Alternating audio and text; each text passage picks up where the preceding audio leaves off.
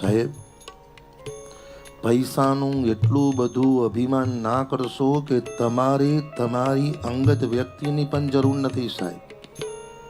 પછી એવું ના થાય કે તમે જેને બહુ પ્રેમ કરો છો ને એ કેવલ તમારા પૈસા માટે કે તમારા સ્વાર્થ માટે જ કરતી હોય.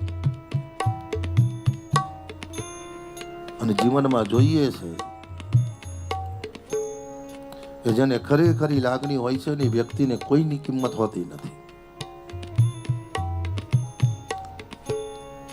અને જેને બધે જ ફરવાની, બધે જ રખડવાની ને બધે જ જવાની ટેવ પડી હોય ને એ વ્યક્તિ કોઈ પણ દિવસ તમારી થતી નથી સાહેબ.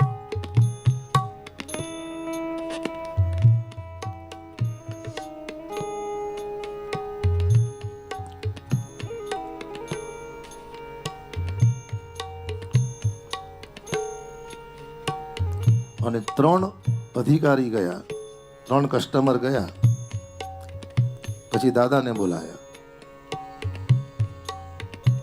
બીજું, એક વખત તમને જે વ્યક્તિને તમારા માટે પ્રેમ છે ને એ વ્યક્તિને જે દિવસે તમારી પરથી વિશ્વાસ ઉઠી ગયો પછી વ્યક્તિની સામે તમે સોનાના ઢગલા કરી દેશો કે ગમે તેટલું રડશો, એને તમારી કિંમત નહીં નહીં ને નહીં.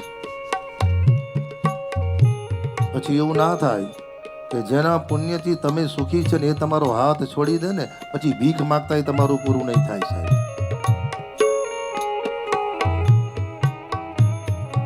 કોના બળથી, કોના નામથી, કોના પ્રેમથી ના જગત તમને ઓળખે છે એ દરેક વ્યક્તિને પોતાની અનુભૂતિ હોવી જોઈએ સાહેબ.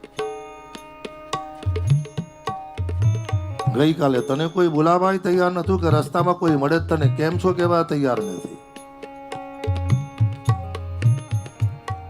ભગવદ અનુગ્રહથી ને ભગવાનની કૃપાથી ને તમારા પિતૃઓના પુણ્યથી કોઈક સજ્જન વ્યક્તિ તમારું કલ્યાણ કરવા માટે જીવનમાં તમને મળે ને ત્યારે અભિમાન ના કરશો એ મારા વડે છે, એ હું એના વડે નથી. એ અભિમાન કોઈ દિવસ ના કરવું સાહેબ જીવનમાં.